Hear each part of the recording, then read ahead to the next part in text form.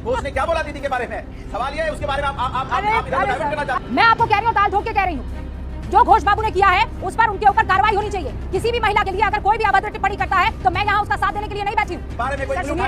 मैं मजबूत तक नहीं जाना चाह रही हूँ। वो मुलायम सिंह यादव है जो कहते थे लड़के हैं, गलती हो गई रेप करने के बाद मुझे मत याद दिलाइए। और अगर मैंने गड़े मुर्गे उठाना शुरू किया ना, बहुत दिक्कत में आ जाएंगे आप। अपना करेंगे तब चुप्पी साधेंगे, और कोई और करेगा तो यहाँ डिबेट को डिरेल करने की कोशिश करेंगे। ज्यादा ज्ञान मत दीजिए, ज्यादा ज्ञान मत दीजिए। आपकी पार्टी में 5 करोड़ का कर्जा है, माने हमारी कुल जीडीपी का कितना परसेंट हो गया? 85%।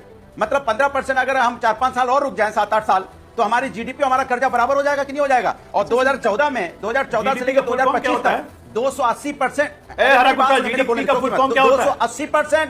अरे मेरी बात पूरी हो जाने दीजिए, फिर जवाब। 280%। मेरी बात का फुल फॉर्म बताइए। 280% हमारा पूरा अरबपति का फुल फॉर्म बताइए ना। 280% बढ़ी है अरबपति की संपत्ति। मैं पूरी बात करूं, जीडीपी रेशियो क्या होती है? डेट टू जीडीपी रेशियो और देश की, अरे बोलने दो यार मुझे, ये देखो यार, तो चुप कराओ आप। बताइए कितनी संपत्ति बढ़ी है यहाँ पे?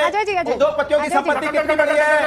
उद्योगपतियों की संपत्ति कितनी बढ़ी है? मैं देश को डाटा देना चाहता हूँ और डिस्टर्ब करना चाहते हैं। देश को डाटा नहीं देना चाहता, 280%। 280%। उद्योगपतियों की संपत्ति बढ़ी है, 280% उद्योगपतियों की संपत्ति बढ़ी है। और देश की कितनी बढ़ी है? मात्र 10% 10 सालों में। भदौरिया जी, हाँ, आपने कहा जीडीपी हिंदुस्तान की जो है उस पर कर्ज जो है उसका रेशियो बड़ा खराब चल रहा है ना? कितना है? 85% है? 81-85% है ना? बिल्कुल है। अमेरिका 150 लाख करोड़ बढ़ गया और आप जीडीपी का साइज बढ़ गया है ना? आप लोग कॉमन सेंस तो रखिए ना, जीडीपी का साइज भी तो बड़ा है ना। अमेरिका की जीडीपी कितनी है? अच्छा, इसके मतलब कर्जा भी बढ़ जाएगा? हाँ, इसके मतलब कर्जा बढ़ जाएगा। अरे सर छोड़ दीजिए, आप बहुत बड़े स्टूडेंट हैं। सवाल पूछा है आपने। जापान आपने क्या सवाल पूछा? सबसे डेवलप नेशन है, 239% लोन है, ये भी नहीं मालूम है आपको? कर्जा बढ़ा है। अमेरिका जिम्मेदार इसका बताइए। 137% लोन है जीडीपी। 1,40,000 का, 1 लाख करीब, सुनिए, 1,40,000 का अपने सर पर घूम रहा है। बारे में उसका डी समझ जाइए। कौन है जिम्मेदार बताइए? फ्रांस, पता है आपको? डेवलपमेंट तो फ्रांस के बारे में सुना है? उसकी जीडीपी जानते हो? उस पर लिया गया कर्ज जानते हैं? थोड़ा होमवर्क कीजिए। 160%। ऐसे तो आप कहोगे ब्राजील से, सुनिए, ऐसे आप कहोगे, सुनिए 160%। मेरी बात सुनिए।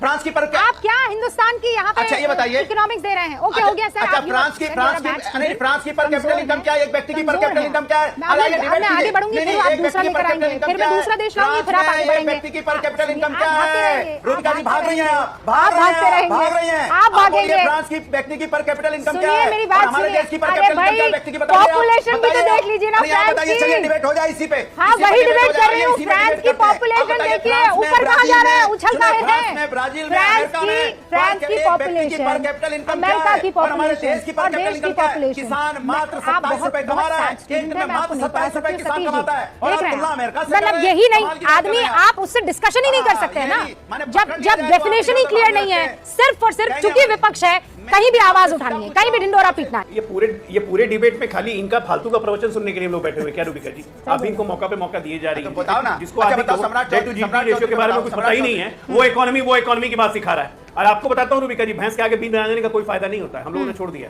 हम जान गए इनको समझा के बुझा के कोई फर्क नहीं पड़ने वाला है। ये उसी दिशा में जाएंगे। इन्होंने एक पट्टी लगाई है घोड़े की तरह, सीधा ही जाना है, परिवारवाद के रास्ते पे जाना है, भ्रष्टाचारी करना है। सवाल ये नहीं है, सवाल ये आप डर रही हैं बीजेपी से पूछने से। सवाल ये है कि दिलीप घोष ने क्या बोला दीदी के बारे में? सवाल ये है, उसके बारे में आप इधर डाइवर्ट करना चाहते हैं। सवाल ये है कि दिलीप घोष, एक सेकंड थामा।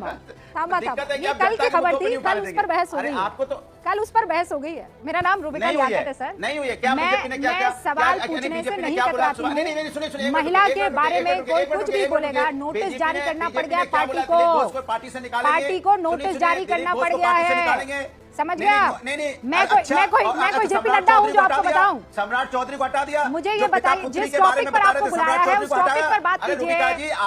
भदौरिया जी, जिस टॉपिक पर बुलाया है उस टॉपिक पर बात कीजिए। मैं बहुत मोहब्बत से आपसे बात कर रही हूँ, मैं नहीं चिल्ला रही हूँ, आप मेरी बात सुनिए। आपको बहुत अच्छे से पता था कि आज नोटिफिकेशन पर मैं डिबेट करने वाली हूँ और मैंने पहले ये टॉपिक आप तक पहुंचा दिया था।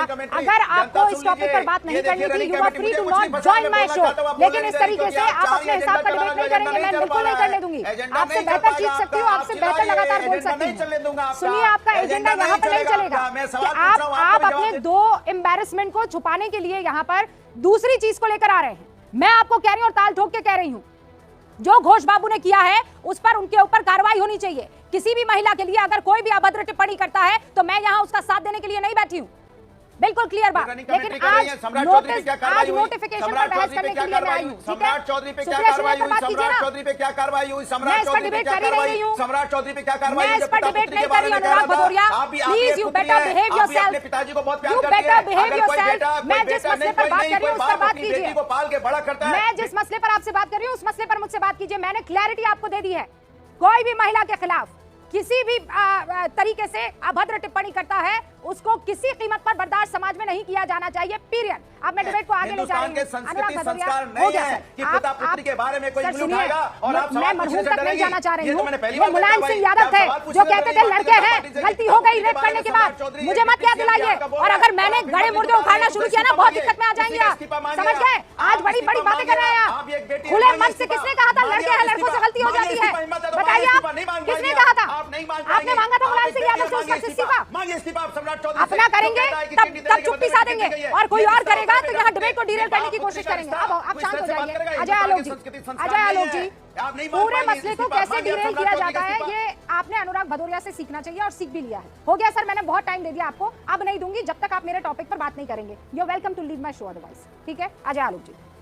देखिए रूबिका जी, आपका टॉपिक कुछ और है, अनुराग भदौरिया कुछ और बोल रहे हैं। वो बिहार में कहते हैं ना, हंसुआ के ब्याह में खुरपी के गीत, वही गा रहे हैं क्योंकि इनके पास कुछ है नहीं। समस्या है कि एक और कहावत है जो इन लोग पर बिल्कुल लागू होती है इन घमंडियों पे। एक तो इनका पूरा अलायंस नर्क है, इस नर्कों में ठेलम ठेल, ये नर्क में भी आपस में एक दूसरे को ठेलम ठेल कर रहे हैं, चाहे वो बिहार हो, चाहे महाराष्ट्र हो, चाहे यूपी। फिर बीच में बोलने लगे, अरे भाई आप बीच में क्यों बोलते हैं?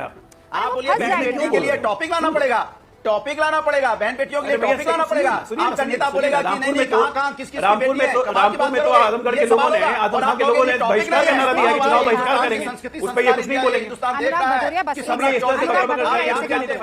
अनुराग भदौरिया आप एक सेकंड रुक जाइए। अनुराग भदौरिया रुक जाइए। मैंने आपको स्क्रीन पर नहीं दिखाया था जब आप मुस्कुरा रहे थे, आप सोच समझ कर आए। ज्यादा ज्ञान मत दीजिए, ज्यादा ज्ञान मत दीजिए। आपकी पार्टी में बहुत सारे ऐसे हैं, मैं गिना दूंगी, ठीक है? अब मैंने पूछ लिया जो जवाब मैं आपसे चाहती हूँ उसका जवाब दीजिए। Anurag Bhadauria, stop it now, I am telling you. हटाइए इनको स्क्रीन से, हटा दीजिए, बहुत हो गया। He is trying to derail my show और मैं ये नहीं होने दूंगी। जनता यहाँ पर डिबेट